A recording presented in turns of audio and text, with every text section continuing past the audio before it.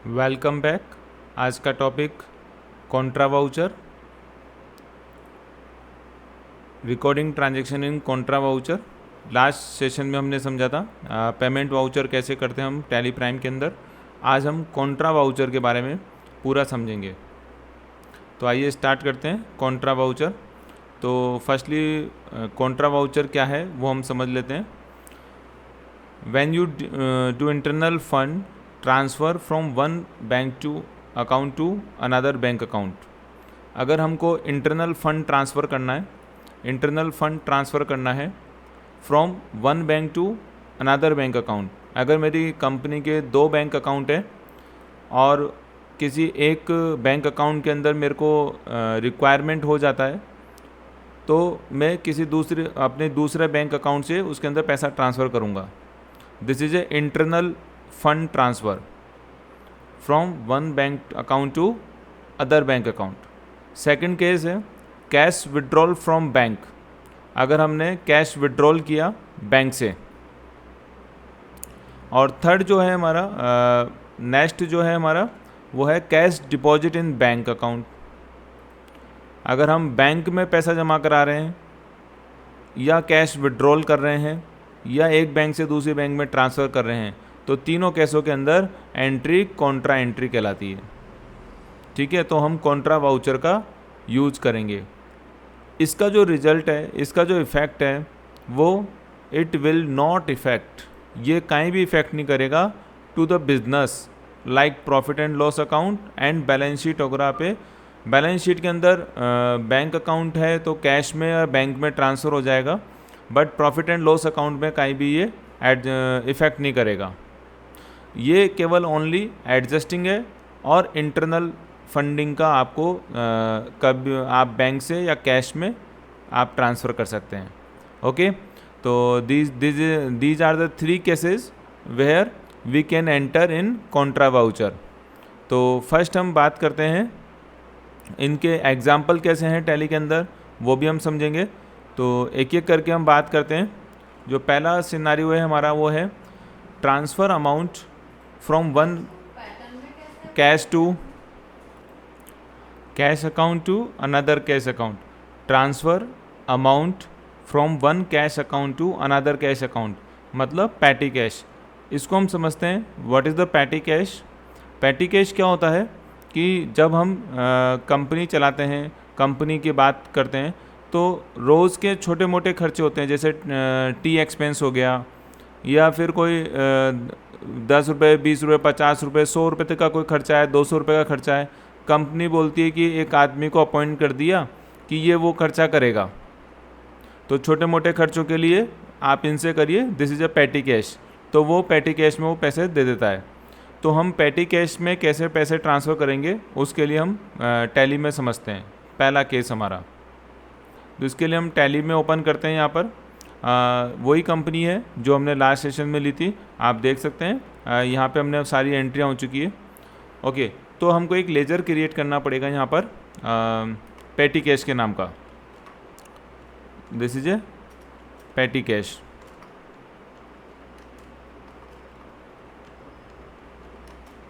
तो petty cash का account का जो ग्रुप आएगा वो कैश इन हैंड ही आएगा।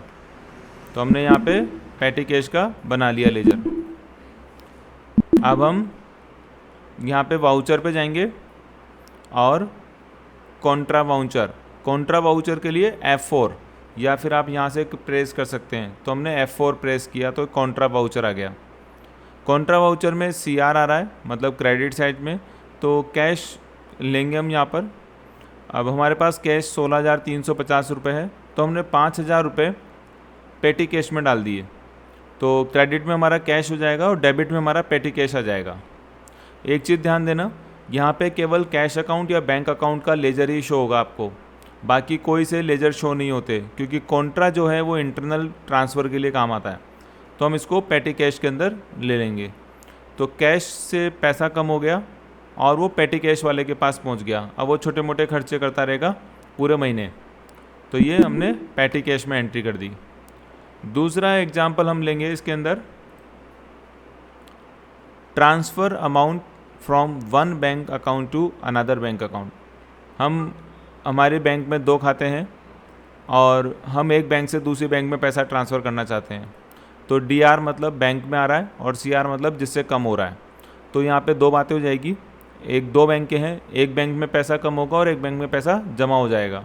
तो जिसमें कम होगा उसको CR में लिखेंगे और जिसमें जमा होगा उसको DR में लिखेंगे। तो हमने यहाँ पे HDFC बैंक, यहाँ पे 3,73,000 रुपये हैं, तो हमने यहाँ पे 73,000 रुपये यहाँ पे लिखे और यहाँ पे चेक नंबर वगैरह डाल के आगे बढ़े। अब ये पैसा जमा किस में होगा? दूसरे बैंक अकाउंट में। अब चूँकि यहाँ पे कोई दूसरा बैंक अकाउंट है नहीं, तो हम एक क्रिएट कर लेते हैं। तो हमने यहाँ क्रिएट किया SBI bank, SBI bank account. तो यहाँ SBI bank account bank group में लेके बैंक अकाउंट ले लिया हमने। This is a bank account number. यहाँ पे हमने अकाउंट नंबर लिखा, IFSC कोड में डाल दिया SBIN और यहाँ पे वही कोड डाल दिया हमने और बैंक का नाम स्टेट बैंक ऑफ इंडिया। तो हमने यहाँ पे चूज कर लिया ब्रांच, बोले महेश नगर जयपुर। तो ऐसा सेव करके और हमने इसको सेव कर लिया। तो आप देखेंगे बैंक का यहाँ पे लेजर आ गया। ये हम लास्ट सेशन में भी बता चुके हैं कि आपको बैंक का यहीं पे ही वाउचर के समय बैंक का लेजर हो चाहे कैसा भी लेजर हो, अगर आपको लेजर बनाना है तो आप Alt+C का यूज करेंगे, Alt+C का यूज करेंगे, या फिर यहाँ पे एक ऑप्शन दे रखा है क्रिएट का, उसका यूज करेंगे। तो अभी हमने एक बैंक से दूसरे बैंक में पैसा ट्रांसफ़र कर दिया, ठीक है। तो यहाँ पे ये पैसा ट्रांसफ़र हो गया यहाँ पर। अब तीसरा केस है कैश विड्रॉल फ्रॉम बैंक। हमने बैंक से पैसा निकलवाया, कैश विड्रॉल फ्रॉम बैंक, पैसा निकलवाया। तो जब आप बैंक से पैसा निकलवाने जाते हैं, चाहे ATM से निकलाएं चाहे कैसे भी निकलवाएं, तो आपको वहाँ से एक स्लिप बाहर आती है। मान लेते हैं आपके खाते में पहले 1 लाख रुपया था, आपने 10,000 रुपये निकाल लिए, तो स्लिप में बैलेंस अमाउंट 90,000 रुपये रहता है। इसका मतलब आपके बैंक से पैसा कम हो गया और आपकी जेब में पैसा आ गया, मतलब कंपनी के पास पैसा आ गया। तो यहाँ पे जिस बैंक से पैसा निकाल रहे हैं, तो हम HDFC बैंक से निकाल रहे हैं। कितना निकाल रहे हैं? बोले 65,000 रुपये निकाल रहे हैं, ठीक है। और यहाँ पर डेबिट में कैश आ जाएगा, हमारे पास DR में क्या आएगा? कैश, क्योंकि आपने जो बैंक से पैसा निकाला है, चाहे ATM से निकाला है, चाहे बैंक में जाके चेक भर के निकाला है या विड्रॉल स्लिप भर के निकाला है, तो तीनों केसों के अंदर पैसा आपको मिल जाएगा। तो कैश आपके पास डेबिट आ जाएगा। लास्ट 4th जो है वो है cash deposit in bank account. हम जब बैंक में पैसा जमा कराते हैं तो उसकी एंट्री क्या होगी? तो जब हम पैसा जमा कराने जा रहे हैं, मान लेते हैं हमारे पास पैसा बहुत ज़्यादा है, यहाँ पर 76,000 रुपये जमा हो गए हैं और हमको बैंक में पैसा जमा कराना है। तो हम यहाँ पे बैंक में गए और यहाँ पे हमने 45,000 रुपये बैंक में जमा कराए। तो हमने कौन सी बैंक में जमा कराया पैसा? तो हमने बैंक में पैसा जमा कराया SBI बैंक के अंदर। तो हमने SBI बैंक को चूज कर लिया यहाँ पर। तो जब आप पैसा जमा कराने जाते हैं तो यहाँ पर आपको फिल करना पड़ता है कि कितना रुपए का है, आपके कौन कौन से कितने कितने रुपए के नोट आप लेके जा रहे हैं। 500 के कितने नोट हैं, 2,000 का कितना नोट है, 1,000 का कितना नोट है। 1,000 का तो बंद हो गया है, तो यहाँ पे 500 200 का नोट आपको भरना होगा। तो यहाँ पे हमने 500 का नोट भरा, 90 नोट है हमारे पास 500 के, तो हमने 45,000 आ गया और एंटर भर दिया। ये चीज़ हमको वहाँ स्लिप में भी भर के देनी पड़ती है, तो हम यहाँ पर एंट्री कर देंगे। तो ये 4 तरह की एंट्रियाँ मैंने आपको सिखाई। पहला कि हम पैटी कैश में, पैटी कैश का मतलब आप सभी समझ गए होंगे कि हम कंपनियों में क्या होता है, छोटे मोटे खर्चों को किसी एक आदमी को अपॉइंट कर दिया जाता है, वो खर्चा करता रहता है। That means this is a petty cash account. Cashier होता है वो या अकाउंटेंट होता है, वो उसको खर्चे करते रहते हैं छोटे से। तो ये हम पैटी कैश में पैसा कैसे ट्रांसफ़र करेंगे, ये एंट्री उसके लिए थी। तो डेबिट में पैटी कैश हो जाएगा, क्रेडिट में कैश हो जाएगा। दूसरा एंट्री जो है transfer amount from one bank account to another bank account. हमारी 2 बैंकें हैं, एक बैंक में पैसा कम हो गया तो हम दूसरी बैंक से पैसा ट्रांसफ़र कर सकते हैं, ऑनलाइन कर सकते हैं, चेक से जमा कर सकते हैं। कैश विड्रॉल फ्रॉम बैंक, हमने बैंक से पैसा निकलवाया। कैश डिपॉजिट इन बैंक, हमने कैश पैसा बैंक में पैसा जमा करवाया, राइट। तो एक कॉम्बो एंट्री और बनती है यहाँ पर। वो कॉम्बो एंट्री क्या बनेगी? हो सकता है कि मैं एज ए कंपनी ओनर, मेरे पास पैसा इकट्ठा हो गया है और मैं बैंक में पैसा जमा कराना चाहता हूँ। तो मैंने हमारे किसी एक एम्प्लॉय को भेजा कि आप पैसा जमा कराइए, कुल मिला के आप 1.5 लाख रुपये जमा करा के आइए। तो लेकिन हमारे पास तो कैश केवल 31,000 रुपये हैं, तो हमने कहा कैश तो आप 30,000 रुपये जमा करा दो और बाकी का आप मेरे से चेक ले जाओ 1 लाख रुपये का, तो 1,30,000 रुपये जाके बैंक में जमा करा देना।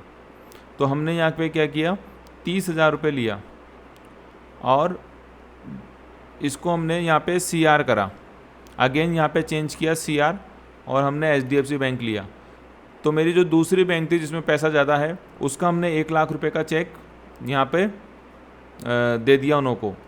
तो ये 2 चीज़ें जमा होगी अब, एक तो कैश जमा होगा और एक चेक जमा होगा। किसमें? SBI बैंक के अंदर।